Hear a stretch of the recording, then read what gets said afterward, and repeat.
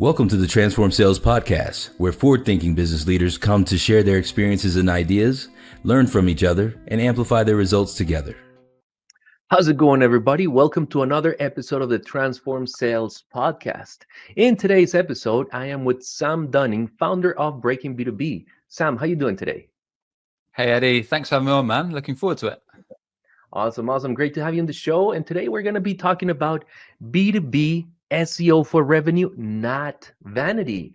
Sam, tell us a little bit about this title. Why revenue and not vanity? What are most companies doing wrong that they should be doing right once they meet you? Yeah. Good question to kick off. So, as you probably know, if you're a revenue leader, a founder, a marketing leader at a B2B tech, SaaS, or service company, you probably want most of your marketing efforts to drive sales pipeline as quick as possible, whether that is signups, demos, or booked calls for your sales team. That's most likely the conversion point that you care about, because that's the conversion point that's actually going to lead to potential revenue. Now, So many companies or internal teams or marketers, unfortunately, get SEO a little bit wrong, especially when it comes to B2B and SaaS, as they focus on vanity metrics. And it's not always their fault. It's sometimes because marketers are overworked. It's sometimes because agencies are trying to push vanity metrics. So they focus on things like traffic at all costs, rankings at all costs. But as a result, that quite often means that they're going for what we call top funnel or informational keywords. So think of things like what is a KPI or what is a CRM or how to build a website, like these really basic searches that might even be students researching things that if someone's searching that, at best, they're going to land on your blog article if you manage to rank for the keyword, and then probably get the info they need and bounce off. And those kind of simple keywords now are being replaced a lot by AI overviews that rank now at the top of Google search results above the fold. So if you're focusing on those kind of real high traffic basic keywords, they're very, very rarely going to result in a lead or a potential sign up or a demo booked. So instead, we like to flip that on its head and do the exact opposite and work out what would your dream client go to Google and search for, not for fun because they're ready, but what would they search when they're ready to have a sales conversation? So are they searching directly for your software or your service? Or are they looking for a juicy and crisp specific problem that only you solve? Are they maybe having a struggling moment with maybe their internal way of getting a job done, i.e. maybe you have a CRM that replaces Google Sheets and they're searching to fix a specific issue within Google Sheets? Or are they comparing alternative solutions, like looking for alternatives for many vendors that you often come against in sales calls? If we can start ranking for those kind of money terms that usually have less traffic, but way higher buying intent behind them, that way we can build an SEO program that is going to likely drive revenue and pipeline. That makes a lot of sense, Sam, because even thinking about what we used to do at CloudTask when we were an agency, there's a lot of, let's say, theory from HubSpot and multiple others that divide the funnel in, let's say, awareness, consideration, and decision. And a lot of companies are investing in ranking well and awareness so they can plant an early seed and hopefully they'll be top of mind when the buyer is ready and ripe to buy. And I see how this can be maybe a misinterpretation or some leftover lessons that were brought from the B2C world into the B2B world. In B2C, you have short sales cycles. If you're selling, I don't know, chocolate bars, someone Googling, hey, is chocolate good for me? And they read some stuff from that to go, or what is chocolate? How can chocolate affect my day and productivity? From that search, which is pretty much top of awareness, top of the funnel, you can go and B2C pretty quickly to a purchase. So that's fine there. But in B2B, where we have longer sales processes, sales cycles, 2, 3, 6 months, a year of the sales cycle, a committee of decision criteria, definitely ranking for awareness keywords. It could be a long strategy, but it's a long strategy. It won't hit the revenue machine, the ring register quickly. So I see what you're doing, ranking for high intent keywords that should indicate that someone's ready to buy. They don't need education. They just need to know what your product contains, if you're good for them, and then they're ready to receive a quote or hop on a meeting to learn more. Now, I want to go into my next question, which is, this seems great, right? But what were people doing before they found Breaking B2B when it came to ranking SEO for revenue and not vanity. What would you tell me were those alternatives that your customers today were trying before they met you? I'll give you a common scenario that happens a lot in bootstrap companies or Series A or Series B or fairly early stage kind of B2B or SaaS companies. Fantastic. Quite often, these businesses, they're already investing. So they're probably getting a pipeline, maybe from things like the Founders Network, maybe they're investing in paid media, or they're doing some outbound sales or something like that. But it's probably got to a stage where maybe the marketing leader or the founder or the revenue leader has got to a stage where they're starting to feel a bit frustrated. They think every time I search for our offer, I search for our software type, I compare alternatives, or I search for a problem we fix, I keep seeing competitors above us. They're way above us in Google organic search results. They're stealing traffic, they're stealing mind share, and most importantly, they're stealing inbound leads or pipeline. So the marketing leader or the revenue leader or the founder goes to their marketing team, which is probably a small marketing team of 2 or 3, maybe less. And they say, look, guys, we need to do some SEO. I'm tired of seeing competitors ahead of us. The marketing team will say, sure, we've already got 99 other jobs to do this week, but I'll try and do some SEO. And the marketer will go to it. They'll probably, because they're so strapped for time, they've got so many jobs to do for the week, they'll probably go to a tool like SEMrush, Ahrefs, Ubersuggest, Google Keyword Planner, whatever they use. And they'll probably do what we talked about earlier, look for a high traffic, top funnel informational keyword, because they've got a little bit of SEO knowledge, but it's not the only thing they do because they have so many different things to focus on each week. So they might find an information keyword like what is a KPI, how to build a CRM, what is a CRM, something like that. They might then copy and paste that keyword into a tool like ChatGPT and say, build me a blog article for this keyword to rank, get a massive article, make a couple tweaks, publish it on the website, and then get back to their other 99 jobs for the week. Right. And then a month might go by and they'll be doing other work as they do because they've got so much to do. And the marketing leader or the founder will go back to them and say, how did you get on with SEO? And the marketing leader will say, and the marketing person will say, great, I did what you do. I quote unquote did some SEO. I published an article. And then they might say, well, great, how many leads did it get us? And that's where it all falls flat because the marketer will say, well, you didn't ask me to do SEO for leads. You just said, quote unquote, do some SEO. I did some SEO. And that's the problem. There's no strategy behind it.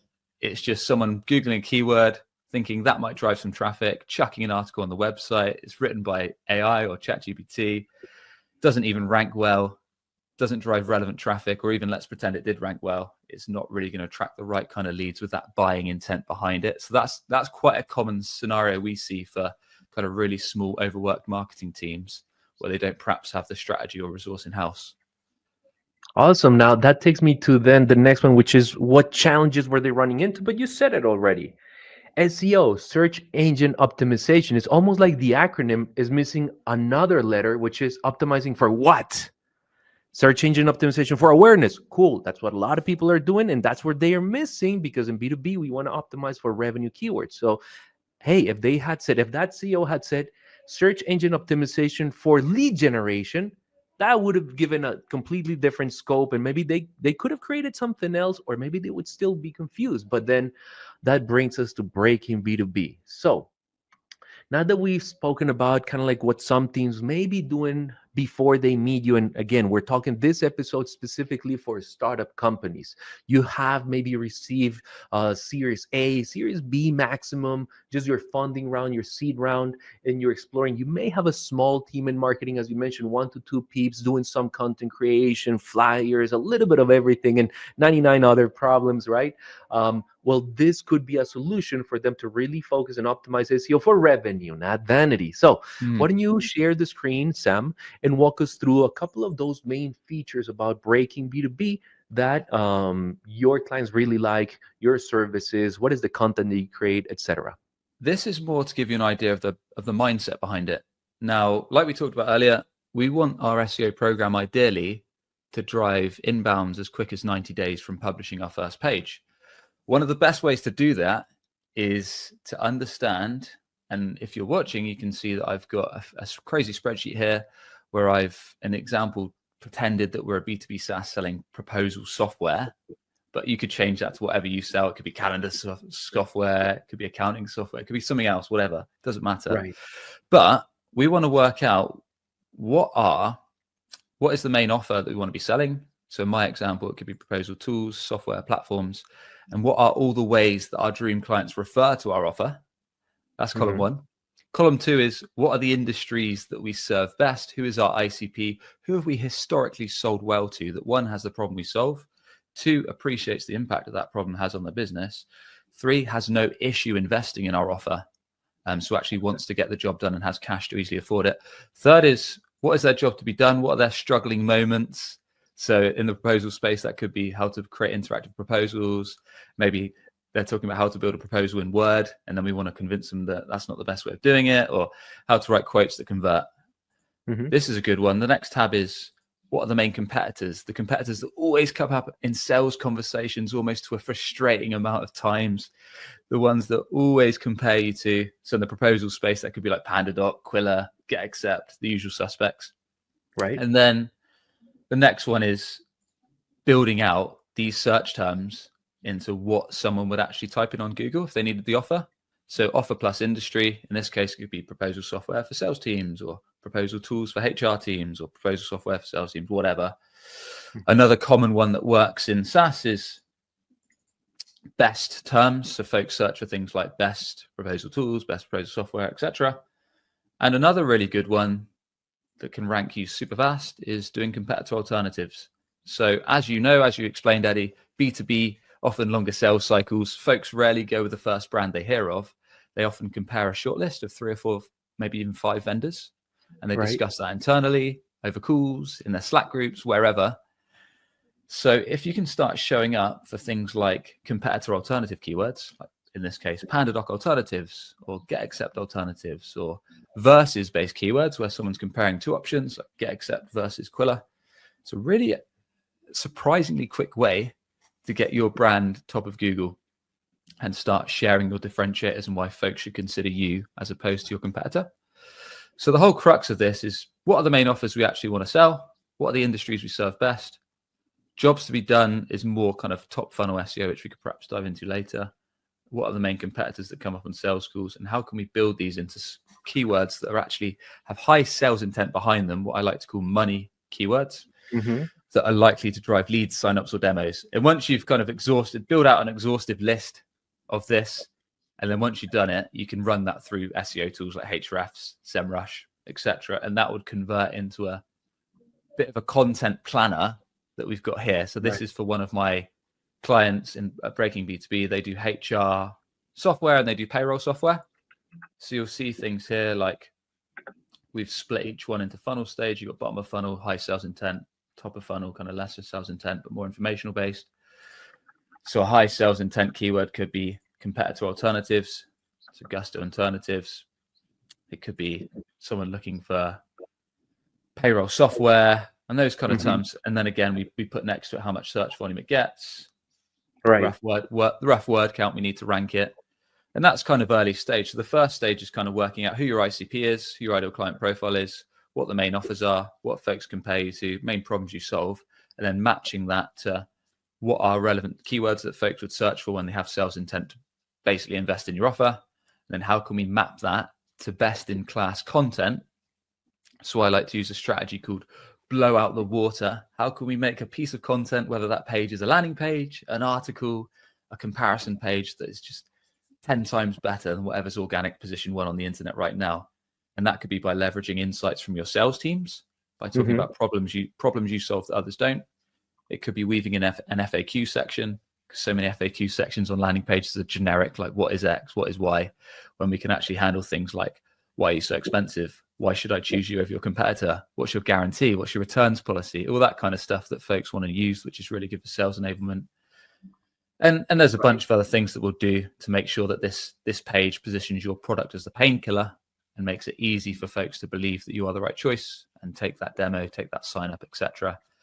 And then we reinforce those pages with high quality, niche relevant backlinks, as some pages can rank without links, but the more competitive the keyword is, usually the more competitors that try and rank for it, you might need to earn solid backlinks. So that's another part of our strategy that will earn for you. in order to rank pages faster and get you more signups or leads as quick as possible.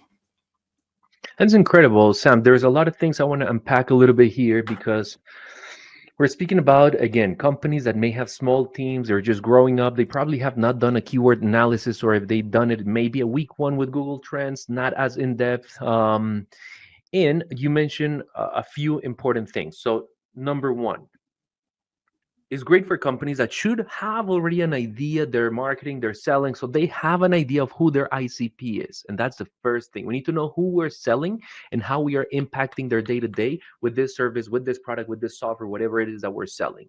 Number two, you create your hypothesis of who can be the best users, what are the use cases, what are the competitors, and all of this is kind of like when an agency doing appointment setting is learning about, one, the ACP, and two, creating the messaging. But then the second part starts, which is almost like a keyword analysis where you say, okay, based on all the money keywords, not just generic keywords that we want to see, which ones we can take quickly and rank well. No, it's not just about ranking well. It's about ranking well on the ones that can convert to cash, that can convert to opportunities. So once you do that analysis, then you start going into the content creation, right? Which is what you said. Hey, a lot of people just put something together with ChatGPT, but it's not in depth, it's not very intentional, it's not very reader friendly or centric even. And once you do that, you also go and explore all the web of backlinks and how to give more power and authority to the pieces, the content that you're creating, so that, again, it gets exposed to the right people, it gets read by the right people. And if it has the right call to actions, that's where the conversion to a meeting, a form fill, a sale, a quote request can happen. Now, the next thing I want to ask you as we approach the end of this episode is, talking again for these startups, recently funded, seed, Series A, Series B type of companies, what KPIs do you recommend they use to evaluate the success of this service, and what quantifiable outcomes should they expect? Maybe if you can put on a scenario or give us a success story around maybe the traffic that someone was getting before, what you did after, et cetera, et cetera. I believe that would paint a good picture for someone in the audience. Yeah. So I think a lot of folks are used to hearing the common phrase. They'll go to an agency or a contractor and say, how long is SEO going to take to get results? And I think the common generic response is 6 to 12 months at least. It's just like a baseline that folks are used to hearing. And yeah, I actually like to say a lot less. So I usually say, if it's done right with the right strategy that we briefly talked about, you can see impact as quick as 90 days. And all of that is following what we just talked about. So working out what would a dream client quite literally search when they need the offer right here, right now, is comparing alternatives or has a specific crisp problem or job to be done. Then analyzing what's ranking, building best-in-class content, making sure it literally blows everything out of the water. But what we didn't talk about is if you can publish at speed. So if you can exhaust all those money keywords and topics and publish as quick as possible on the website. So this is where so many companies get set back, especially larger companies, which we're not talking about today. So as a startup, as a Series A, as a Series B, speed is your advantage. There's probably less loopholes that you need to jump through. There's probably less restraints on security in terms of legal sign-offs and that kind of stuff. So if you can publish bureaucratic exactly, and approval processes, lots right? of execs kind of checking boxes, checking content, and it can take weeks and months. It can take literally 3 to 6 months for a page to go live, I've seen in enterprise organizations. Yeah. So if you're startup, Series A, Series B, similar size company, you can publish these pages at speed. You can start to see results way faster and start slowly outranking giant competitors in your niche, in your industry. So as an example, I worked with one of our clients we worked with recently called the B2B Playbook. We did this exact strategy. We outlined, in their case, they provided courses to B2B folks, like a B2B marketing entire course around marketing and demand gen, and they wanted to outrank HubSpot. So we did the exact process we outlined, and we got them ranking for demand generation course and demand gen course within 67 days. So by day 50, they're ranking top organic in their chosen regions. By day 67, they had 9 signups and revenue from that organic search campaign. So that was literally outlining this entire process, following that. So that's one case study, but there's a bunch of others. So in terms of KPIs, quite literally, there's a few leading indicators, which would be things like ranking for the target keyword organically, improved organic traffic, improved website session times, improved click-through rates from Google's organic listings, etc. Then the more lagging indicators would be things like booked call, demo request, sign up, whatever your conversion point is. So hopefully that's useful.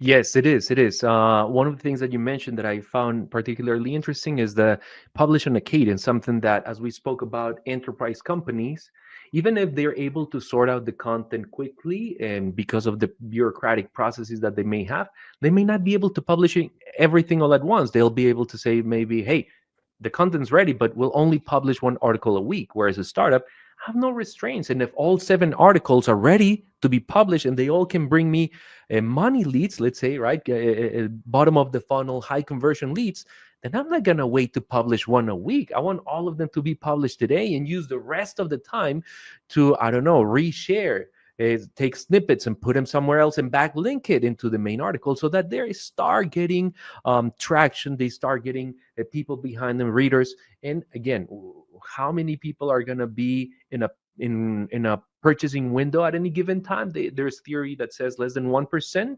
So the majority, you get a lot of traffic from awareness, but it's not conversion. So as you said, I like a part where you say, listen, maybe 60, 70 days we're set up, you start to get some deals. Why? Because it's not about a high volume of traffic. It's good to rank well, etc. But this is not a strategy to rank and get open the floodgates to traffic on your website. No, this will drive more traffic, yes, but the good type of traffic. May not be a lot, but it should be the one that converts more likely and faster than if we were just doing awareness keywords. So I think that's very important.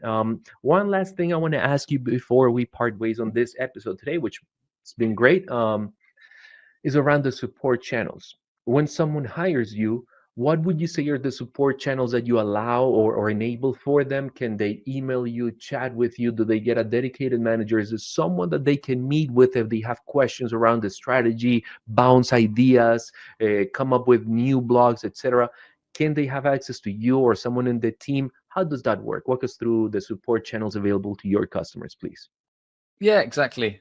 So typically you'll either work with myself or a dedicated senior SEO on my team. And yeah, we're pretty flexible to client requests. So usually it's set up on Slack. So quite regular communication. So instead of the traditional one report per month, and that's all you hear from us, that's not really how we work. We're very much fond of share results as soon as we see them. So if when we take the money keyword, revenue driving SEO strategy, as soon as we start to see results, we'll be sending those through. So that could be in the form of Loom videos that we post to Slack as and when we see results, or if we communicate via email, much the same. So every few days, you'll be hearing from us in terms of when we're building out the initial strategy, when we're building out content for you to review, when we're making recommendations for your website, when we're building and earning links, when we're seeing ranking improvements, when we're seeing website improved session times, improved lead conversions, and all that good stuff. We'll be regularly sharing those wins, getting your approvals, getting your takes, and then looking to support. So it's more of a, I guess, partnership and showing signs of life, showing wins as and when they come. That's incredible. So there you have it, people. If you are in the audience and you're a startup company, you've been recently funded, either a seed, Series A, maybe Series B, you have a small team or maybe nothing in place when it comes to SEO, definitely go ahead and visit the CloudTask marketplace. Take a look at the listings from Breaking B2B, and Sam Dunning will be there to assist you. There's multiple products that he can use to, for instance, diagnose your SEO, do an analysis of your keyword ranking, or if you have a solid strategy, then Sam can be the team that's going to help you create content consistently with your strategy and revamp it, recreate it, repolish it as you go. So, Sam, is there anything else you want to share with the audience before we stop the recording? I think that's pretty much it, Eddie. If there's any questions, feel free to reach out on the CloudTask marketplace, and look forward to speaking to some of you folks soon. Excellent, Sam. Appreciate your time. Should there be any mid-market or enterprise companies, there are some services that some can offer, but those would go into a different episode. Definitely go to the CloudTask marketplace. You will be able to find those listings there as well. Sam, it's been a pleasure to have you on the show. Hopefully we can take you or have you on a future episode for mid-market and enterprise companies. Sam, I'll see you on the next one, okay? Catch you soon.